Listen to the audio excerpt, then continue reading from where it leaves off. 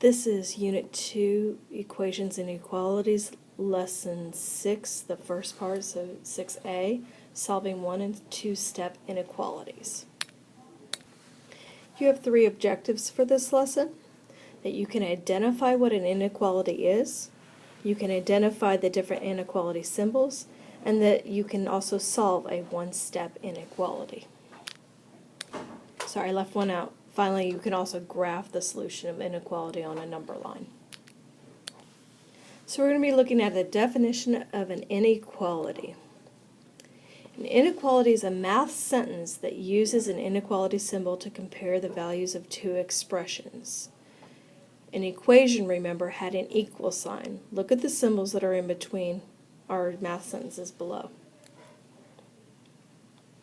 A solution to an inequality is the set of all the numbers that make the statement true. So unlike an equation, there's more than one answer. Solving means you find all of its solutions, and here you have an example. X is greater than 10, which means all the numbers that are greater than 10 or bigger than 10 are solutions.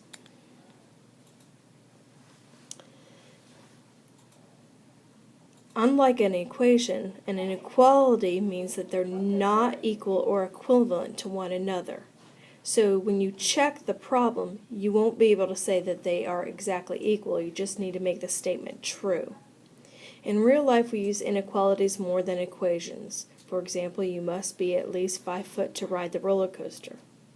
What's another way we might use an inequality? How about getting your driver's license? Don't you have to be greater than 16 years of age? Let me write that out and show you what I mean. So if your age has to be greater than 16. Now, can you get your driver's license on your 16th birthday? No, it's like 16 and 6 months, or depending on if you took driver's ed. So it's not including 16. Unlike you can vote on your 18th birthday. So if your age is greater than or equal to 18, you can vote. These are both inequality sentences. So let's look at the inequality symbols. The words less than or equal to, sorry, lost my pen there. Less than or fewer than is this symbol right here. Notice that the left-hand side of the arrow is small. Over here is tiny, tiny, tiny. And over on this side is great, great big. So when you read a symbol, you look at it from left to right and notice that the smaller side comes first. So this is less than, as opposed to the opposite direction, which would be greater than. Other words that you might hear or read in a story problem is more than or fewer than. The other symbols that you would use are the less than or equal to symbol or the greater than or equal to symbol. So the difference between them, the less than or greater than symbol, is like our example when we had age has to be greater than 16 to drive, where if you were voting, your age had to be greater than or equal to 18.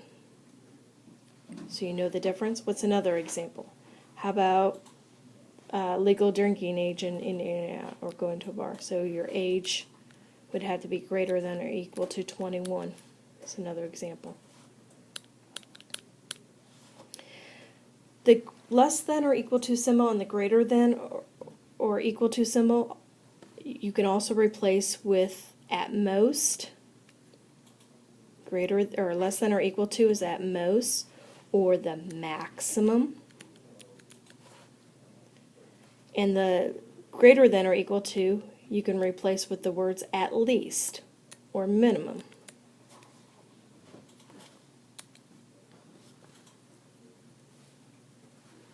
So at least and at most. At least describes the least possible number that can be used. I like to think of it as like your lease. If you have if you have an apartment, you have to pay your lease or your rent. So you need to make at least enough money to pay your rent. That's the greater than or equal to sign to pay your lease. So this is at least. The at most symbol is the less than or equal to sign. For example, what's the most you can spend if you go to racks? Racks, max. What's the maximum amount of, or the most that you can spend going to racks? So that's the less than or equal to sign.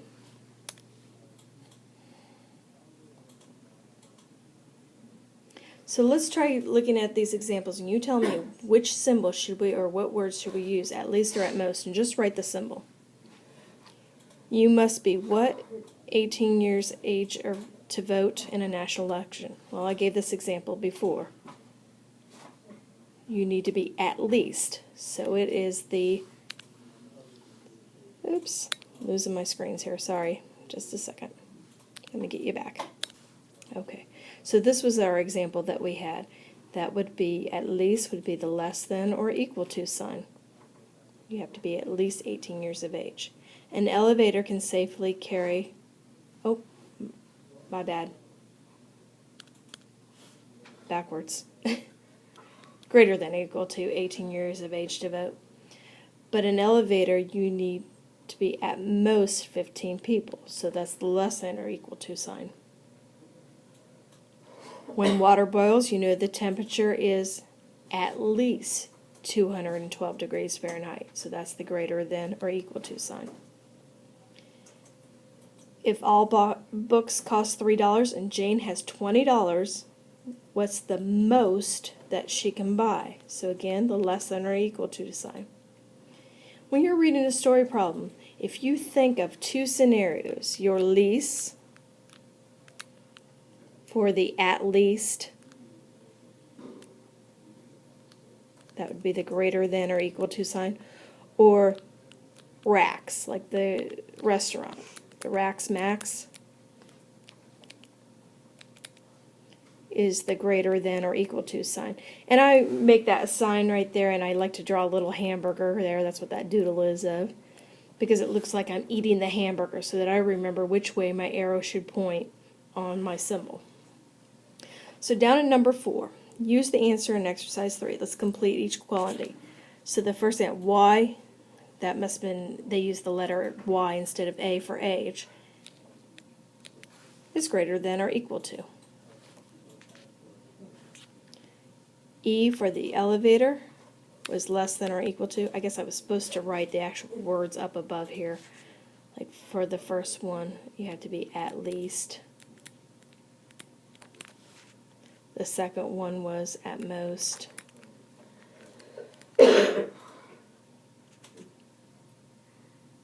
At least. And the last one is at most. So we already have the symbols that fill these in. The greater than or equal to and the less than or equal to sign. When graphing inequalities on a number line, your symbol tells you not only which way to draw your arrow, but also the starting point, whether or not the circle should be open or closed. Closed would be colored in, so a solid dot or an empty dot. The less than sign means you should be pointing to the left. So notice our symbol points in the same direction as our arrow. Because there is no equal sign, sorry, I did it again. Because there's no equal sign underneath that arrow, then your circle here at your point is left open. In the second symbol there, we have the less than or equal to sign. Notice that your arrow is pointing in the same direction as the arrow of your symbol. The line underneath the inequality lets you know that you need to color in your dot, or that it's closed.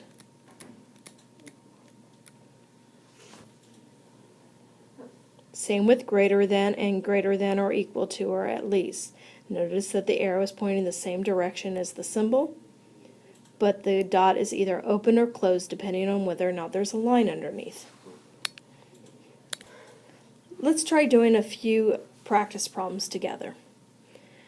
First example, notice that the dot is at -6, so look at our choices, A, B, C, and D. You can already eliminate choices B and D. Sorry. You can already eliminate choices B and D because they have a -2 there. So the number that you see in the solution should be the endpoint. Then look at the inequality symbol. Notice which way each inequality symbol is pointing. In A, it's pointing to the right. In C, your answer choice is pointing to the left. Well, in our graph here, we're pointed to the right. So you can already eliminate choice C because it's pointed in the right direction. So we know the answer is A.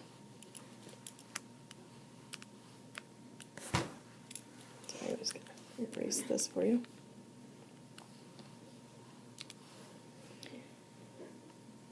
Let's look at the next example straight across. I have a -3. Well, all my answer choices have -3 as the endpoint, so we can't eliminate our answer choices that way. I do notice that my arrow is pointing to the right again, so I can eliminate choice B because the arrow is pointed in the wrong direction.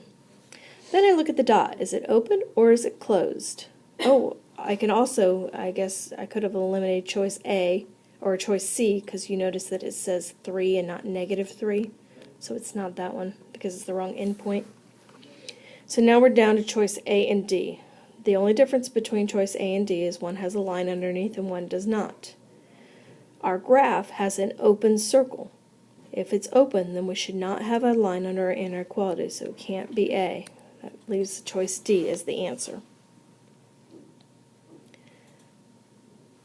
The next example, it looks like our endpoint's at 0. All of our answer choices have an endpoint of 0, so we can't eliminate it that way.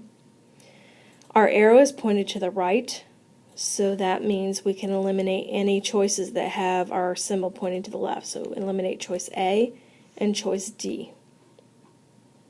Then we look at the circle. Is it open or is it closed? In this case, it's closed, so we need that line. So the answer is C, can't be B. And the last example, the endpoint's at 4. That means that we can eliminate choice C because it has an endpoint of -4. The arrow is pointed to the right. That means you can eliminate choice A. And it is B. So that means our answer has to be D.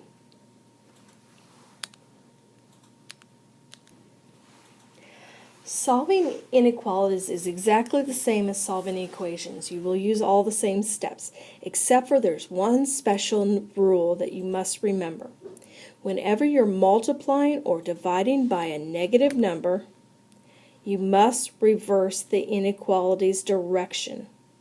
Do not say change sign. Sign is a positive or a negative. We're not talking about the sign, we're talking about the inequality symbol or its direction. So you must point your arrow in the opposite direction. So let's make sure you understand this. You must reverse direction of an inequality symbol when you multiply both sides of an inequality by a number that is A, any number that's less than 0.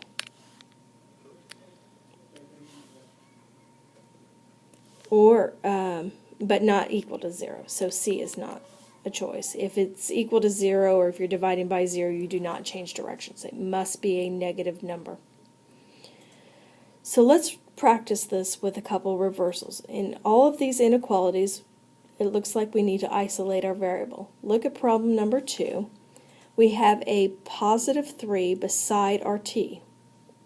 If it's beside it, we have to divide it. So it would be t is less than 6 divided by 3. Because I divided by a positive number, I do not change my direction, so the arrow still stays this direction. In the next example, I have -8 next to my s. So s, and you would have to divide by -8. Because I'm dividing by a negative number, I would change directions. 4 divided by -8. That's why I changed the directions. It doesn't matter if the number you're dividing is positive or negative, though. It's only the number you're dividing by. So let's take a look at the next example. You have a 5 beside the x, so if it's beside it, we have to divide it. So it would be negative 10 divided by positive 5. We did not divide by a negative number, so our inequality symbol stays where it's at, stays the same direction. It would be whatever negative 10 over 5 is equal to. So that means our final answer would be less than or equal to negative 2. In the previous example, our answer would be s is greater than a positive divided by a negative is a negative. 4 over 8 reduces to 1/2. In our final example, we have a negative 2 beside our variable. If it's beside it, we have to divide it. That means we're going to be dividing by a negative number. So a is less than or equal to whatever negative 4 over negative 2 is. Be very, very careful. Just because your variable is on the other side, don't automatically write, oh, that means that a, I got to reverse my direction, is whatever negative 4 over 2 is. This is not saying the same thing. Look where your variable is at and look where your inequality is. Notice in what I've written up here above, that's a greater than or equal to. You're saying a is greater than whatever negative 4 is over 2. But down below here, look where my a is at. You're saying that a is less than or equal to. So those are two totally different answers. When you read an inequality, you always read from the direction where your variable is located. So in my example up here that's incorrect, the way I would say it out loud is a is greater than or equal to, well, that equals negative 2. This right here, negative 2. Which is not the same thing as the true answer down below here. A is less than or equal to negative 2. See, two different answers, so be very, very careful. Do not flip your inequality or rewrite them flipped around. You can rewrite an inequality with your variable on the left, but if you do so, if you ever move your variable to the other side of the inequality, then you will also need to change the direction of your arrow. So if you flip it, you would have to also flip your inequality. So let's look at focus question number 1 to practice this. We're going to do all the same steps that you normally would for solving an equation, like cross multiplying, distributing, combining like terms. But when you get down to isolating your variable, or whenever you're cross multiplying, those are the two steps that you need to ask yourself, do I need to change directions? That's only if you're dividing across your inequality. Unlike in distribution or any other step, if you're dividing or multiplying on one side of the equation but not across the inequality, then you do not change the sign. So let me show you, because that might make more sense to you. Here we have 14 plus r is greater than 10. What's the first thing I need to do? Well, I don't have any complex fractions. I don't have any parentheses, so I'm ready to identify my terms. I've got a 14. That's a constant. I have a positive, that's a variable, and there I have a constant. So I don't need to cross multiply. I don't need to distribute. I'm ready to combine my like terms. I have a 14 that's positive that I need to move and combine with the 10 onto the other side. Because it's on the other side, I write negative 14. So that cancels out, and I would write r is greater than, I did not divide by a negative number, I'm subtracting the negative number. So I need to combine those two, so I use my SOB rule to combine them. I have a positive and a negative, so I have to subtract. 14 minus 10 is 4. And my bigger sign wins, so it's a negative 4. Now I'm ready to graph this. So what I do is I find my endpoint of negative 4. I'm going to draw a dot there, or draw a circle there, and ask myself, do I need to color it in, leave it open, or closed? And there's no line, so I need to leave it open. Then I look at my inequality symbol. It is pointing to my right, so I need to draw an arrow pointing to the right. And that's what I've done. I'm done graphing it. You will always draw your arrow pointing in the same direction of your inequality, just as long as your variable is on the left-hand side of your answer. If you should ever get down to a problem and your inequality symbol is pointed the other way, and your variable is on the other way. All right, focus question 2. If you look here, in this case, we do have that variable that's on the other side of the equation. We're just going to leave it there, but we notice that the -5 is beside our x. We do not see any complex fractions, so we don't need to cross multiply. We don't have any parentheses, so we don't need to distribute. Now we're ready to combine our like terms. Well, if I look at my terms here, I have a constant on this side and a variable on this side, variable term, so I don't really have any terms to combine as either, but I'm ready to isolate my variable. See the star there? That reminds me, oh, I need to check, what am I dividing by here? That -5 is beside my x, so I have to divide each side by -5.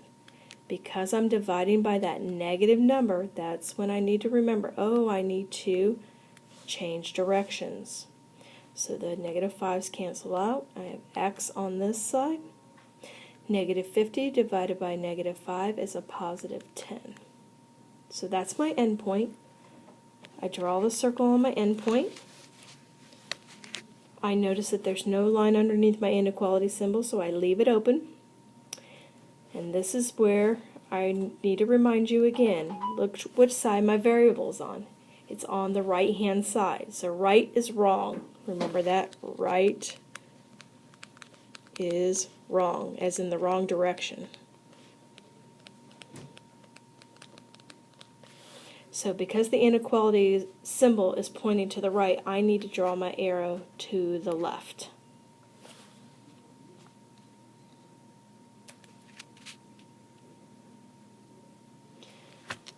Try another one. Focus question 3. Our variable is on the left-hand side, so we know we're not going to need to switch it for that reason.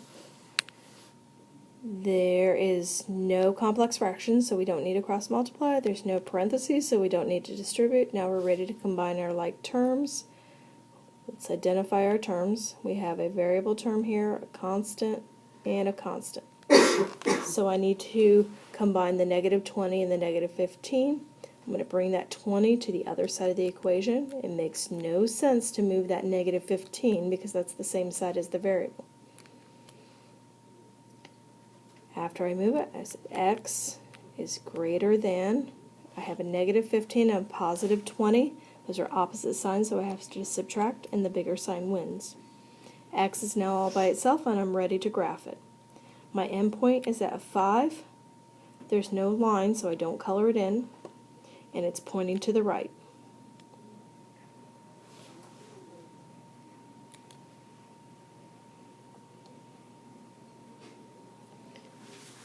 Focus question 4. Here we do not have complex fractions, so I can, oops, do it again. Get my pen out. There's no complex fraction. There is a fraction there, but it's not complex because there's only one term on the numerator and the denominator. But it'll feel like you're cross multiplying in just a little bit.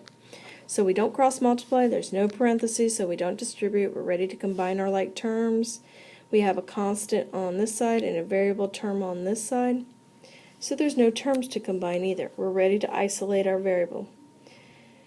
Our 8 is underneath our variable. If it's under, remember under, up, and multiply. So you multiply both sides by 8.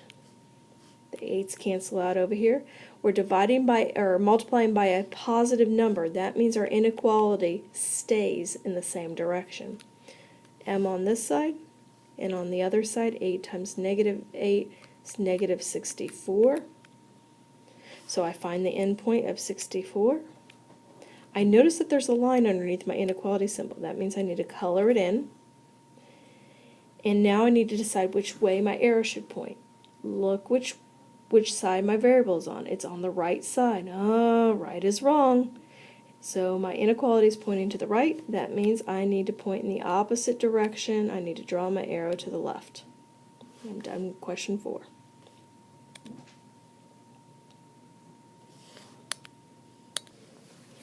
Alright, so if you turn to page 9 in your packet, on the day 11 packet, you'll find the group practice. Go ahead and work on these problems, do these problems, then you can click below on your screen to see the answers, to double check all of your work. Once you are done with that, then page 10 is for homework. You'll need to complete that page and submit that in for a grade.